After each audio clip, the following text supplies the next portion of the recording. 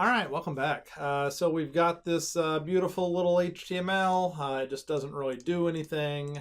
It doesn't push to Firebase or anything like that. So we're ready to do the Firebase integration. The nice thing about the Firebase integration is that they're the same steps that they were before, right? So you need to do an npm command. So I'm going to go over to terminal here. So I've got one tab, which is deploying this app. And then I can bring up another app or another tab, make sure it's pointing to the same place, and do my npm installs over here. I like to do that. That way I can keep on serving while I'm doing things. No change in any of that. The next step was to go into your environments and add this configuration information. You'll go over here and you'll notice that there are no environments. So it doesn't say the word environments anywhere. So what we're going to do is we're just going to stick it straight into the app module. So right in here in the app module, we're going to say export const firebase config. And to be honest, at first I was like, oh, there's no environments, that's terrible. And then, I don't know, I rarely ever used a different prod and dev environment. I pretty much always did the same thing, and I'm sure that if you really wanted to work for it, you could figure out how to do it with Ionic. So it's fine to do it in here. It's no big deal. I do have to go get that information from my Firebase console. So in your Firebase console, click the Add a Web App, steal your configuration informations, paste it in here. Perhaps an auto format is necessary. And then from the setup steps, I'm still going to have to import the Angular Fire module. I do not have to import the environment. So I'm just going to stick that up here in the imports. And then the command I want is initialize app. Environment.firebase is going to change, right? It's a change, but it's an easy change. So it's no longer in the environment. And I called mine Firebase config, and it's just located right here. By the way, the export thing I don't think is necessary, but I went ahead and did it anyway, just because that's what their example said to do once upon a time, is to add the word export, but nobody uses it but me, but I still use the export. Coming back to these same old steps, you can give it a name if you want, but certainly don't do that because that would mess you all up. You have to decide if you want database, auth, or someday they'll have storage as an option. For this app, we just want database. So just database is fine. And I need the Angular Fire database module. So I'm just going to be using the initialization step and then the database. So those are the same steps we've always done. It added Firebase, and we added some things to the module. So this is my Firebase and Angular Fire setup. Cool. So let's go use this inside of our home.html. The first thing we should do actually is we should do dependency injection. If you recall, it's necessary to say private db Angular Fire database. The reason this line is necessary is because it doesn't do the installations until you inject it somewhere. So even though we're not going to use db, we have to do that so that it actually does the initialization. What we're going to use instead in this app is we're going to be using Firebase SDKs directly. So we're going to use this import Firebase app command. So now we can start using Firebase. And so now in our set the color in Firebase 2, we can actually do this, right? So we say firebase.database.ref. You could say .child and add things, or you could just stick it right on here. And so you say .set selected color. And it's just easier to use the standard Firebase SDK when you're using primitives like this that aren't really even objects. So whenever I do this, it should just push in a color. So if I go look at my database, I've wiped it all out. What should happen is as soon as I click on something like green, it says set the color in Firebase, and then I can go look and see that it now has color green. And I could, of course, switch to other colors too. So if I wanted to, I could set it to purple or rose red. and then right now it's set to rose red. So I'm pushing it to Firebase, which is great, but I'm not getting it back down yet. And so what I want to do is I want to somehow get it back down. So I'm going to have to set up a listener that listens for that area.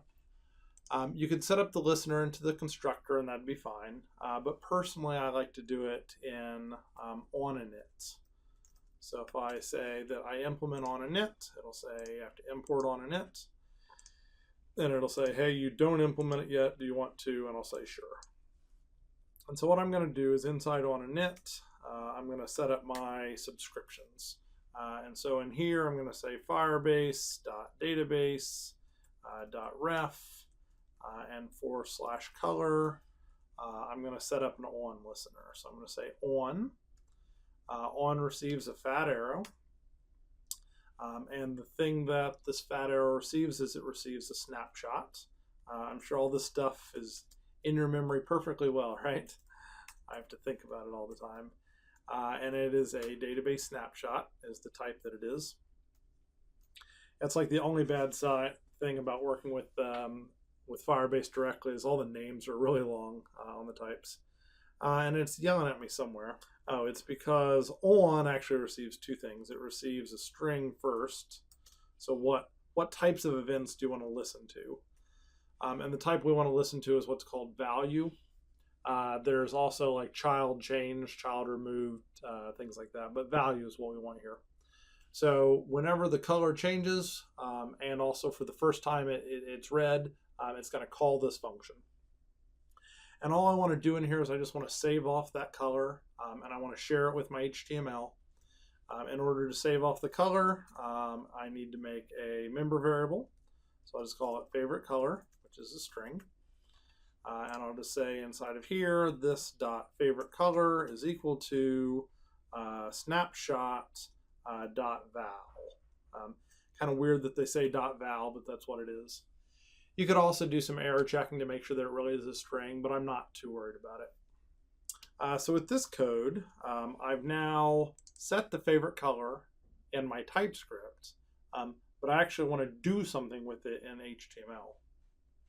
So I'm going to go over to my HTML, and I'm going to do a couple things. The first thing I'm going to do is inside the box where it says gray, right here, I'm just going to instead put favorite color, and I'm going to see if that works.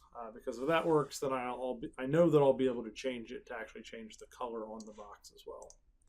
So right now I can see it worked already, right? So it says, number 888, and so you can see that that's the same thing it says in the database. And if I switch it to red, you can see that it switches to the color red, green, rose red, blue. Everything works. To make it look a little better, I'm going to add one more thing, and that's that I'm going to actually change the color of the box. So right now the box's color is set in here. It's set to gray all the time, so I'm going to get rid of that. And I'm going to set it in my HTML. And I'm going to use an Angular trick for this, which I think is kind of fun that you can still use Angular tricks. You can set a style property by saying style dot, and then you can set what it is. I could say background. I think I could say background color like that. If it doesn't work, I'll go back to just saying background. And I want to set this to my favorite color. Keep in mind that once this is in brackets, then the thing in here is JavaScript. So favorite color is what we want there. And when I save this up, if it works, it should display my favorite color. It looks like background color was not the right way to do it. Maybe I say background color like that. Honestly, don't remember. And that worked perfectly. So you can see that when I click on green or I click on red, it changes the name, and then it also changes the actual color of the box, which is kind of cool. So we have pushed this up to Firebase, and every one of our clients, whether it's iOS, Android, or another website, is going to get this color change. Feels like a pretty good place to stop to me. Really, like a lot of these things are things you know how to do, which I think is fun, right? I mean, none of the stuff we did with Firebase was new at all. And that's kind of why I wanted to use Ionic, because it's really easy based on the skills you've got. So we'll just say save the color to Firebase. Cool. So we'll call it quits on color here. What's going to happen next is favorite number. What I would love for you to do is see if you can just do it yourself, right? So it's going to say favorite number. It's going to have 3 buttons that say up, down, and then reset. And obviously it's pushing these things to Firebase as well, right? So it's saving it to 0, and then it's going down and up and things like that. So I would love for you to, before you watch the next video, see if you can just do it yourself. I'll do it with you, but hopefully you can just knock it out. All right, see you next time. Bye.